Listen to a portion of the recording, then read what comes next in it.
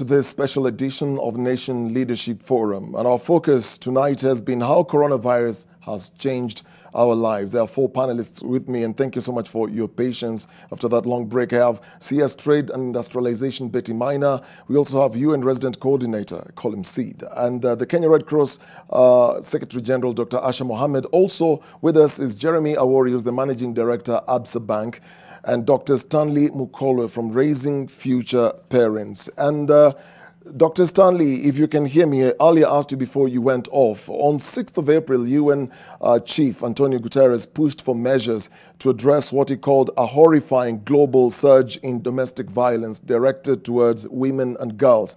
And today, the Health CS Mutahi Kagwe has also called on religious leaders to weigh in and counsel against an emerging trend in the country of domestic violence. What exactly is happening globally and within the Kenyan context regarding this? The shutdown has increased the interaction between people in homes. Many parents are stressed because of low income and the prospect of job loss. And, like a majority of Kenyan families are really quite dysfunctional. Men come home late when kids have gone to bed, but now men are coming home early and don't know what to do. Some of the people are stressed because of low income, high food budget, and all the challenges that people face in their personal lives are becoming evident. I think in our own country, we had a situation where a woman was abducted and abused sexually in a particular house, and was only rescued when the neighbors came to her rescue. So the incidents of abuse are going to increase unless there's intervention. But on the other hand, families that have always wanted to spend time together, families that have been trained on what to do together, are having a wonderful time of interaction. Fathers are participating in chores in the home. House helps have been let out, and for the first time, families are appreciating the role that house helps play.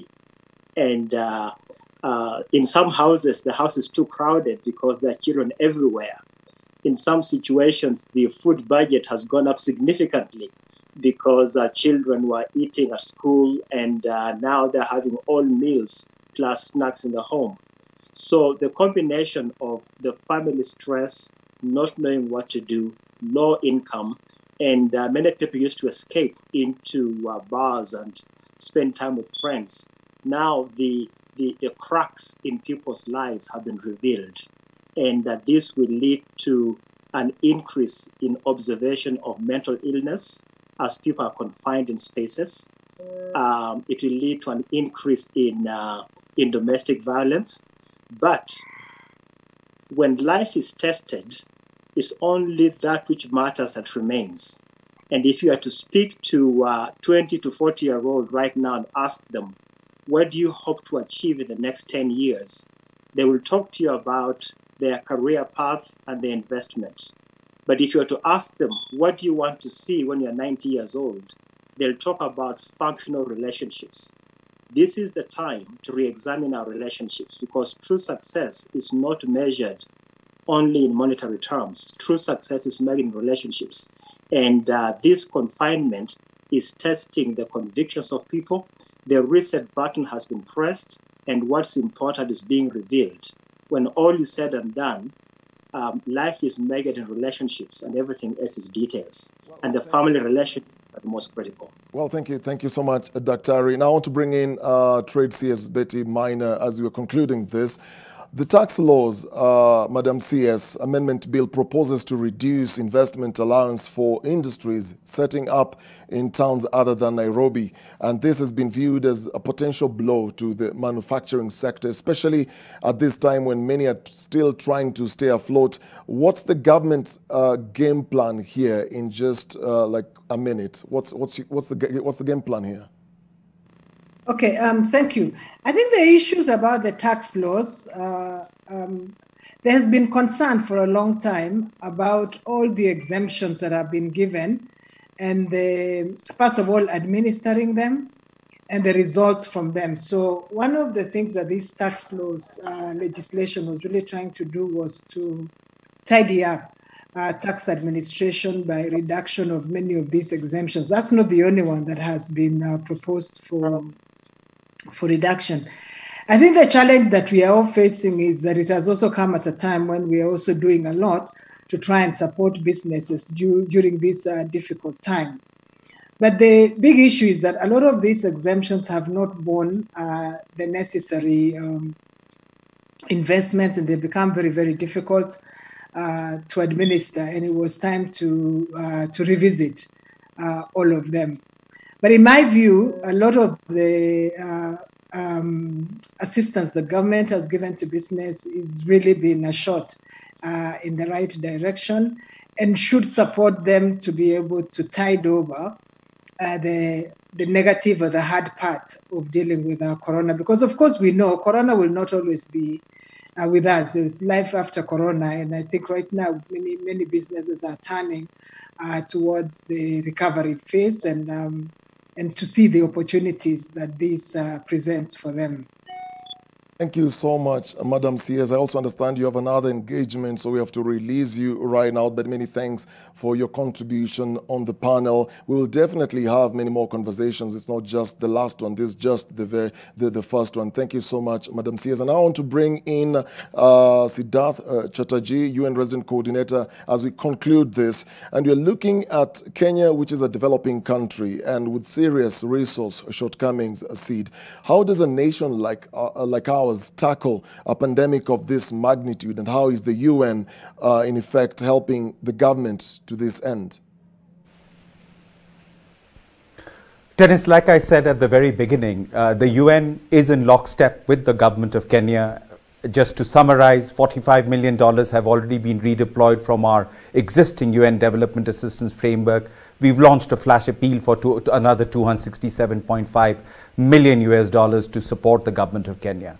Having said that, recently Kenya featured in the Washington Post about one of its companies where the governor's charity, Ngulu, has started, retooled itself and started manufacturing gloves and masks and all that. I see this perhaps also as an opportunity of retooling, redefining our industry.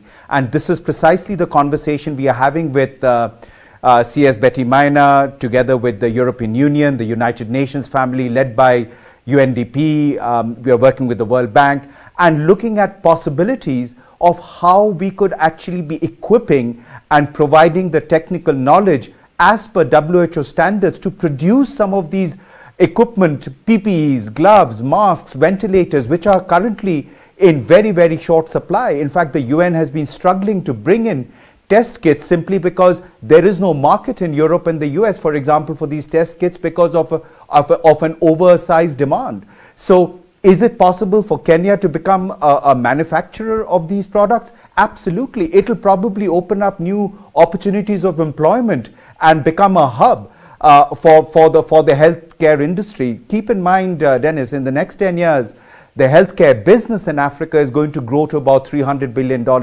But what this pandemic has shown us is that we need to be equipped for the next one. And that equipping will happen with the retooling of industry and the entire value chain that accompanies it. So I see this, while we are confronted by a global pandemic, the scourge, the velocity, the invisibility and the rage of this particular virus, as a human society, we will weather it. The science, the technology, the vaccines will come in place. But what it does is give us an opportunity now to pause, to look at what the new business construct is going to look like. And frankly, I feel a sense of optimism that Kenya would perhaps lead the way. Over to you. Thank you very much, Sid. A sense of optimism there. And just to conclude this, I want to now rush quickly to Jeremy Awori, MD, Absa Bank. And Jeremy, you are a member of the Kenya COVID-19 Fund. And what are the fund's areas of focus, and how much has the fund collected so far, and what should Kenyans expect from the fund? I know it's a mouthful of a question, but very quickly, how will you answer that? Yeah, the fund, first and foremost, has been working very closely with the government and the different ministries, first to understand what the needs are, and also to understand how quickly we can tool up for those needs. So the first thing that the fund has been doing is talking to corporates to get donations, and you'll have seen quite a number of donations being put in, and there'll be an announcement tomorrow in terms of how much has been collected via those commitments. What we can say is that we're encouraging all corporates, all individuals to put money into the bank account and the pay bill number to basically equip the private sector to be able to fund some of these initiatives. There are two key priorities. We're looking at healthcare and medical equipment, and then also livelihoods. How do we take care of Kenyans who are suffering the economic effects of COVID? And they're going to be announced very specific plans around how we tackle those two specific agendas, and you'll be hearing a lot more about that in the coming days. What I can reassure Kenyans is that we're working with very credible partners with a lot of experience. There's going to be very good governance and transparency. We're working with PwC, Ernst & Young, Deloitte, among others. The board is extremely committed and is putting in place processes and capabilities, because this may be something which is not with us just for a few weeks. It may be with us for a few months. And then we will work towards other priorities in terms of how do we come out of this and encourage business to come out stronger at the end of this crisis. Well, thank you very much, Jeremy. We look forward to that announcement, and hopefully we'll get something really good out.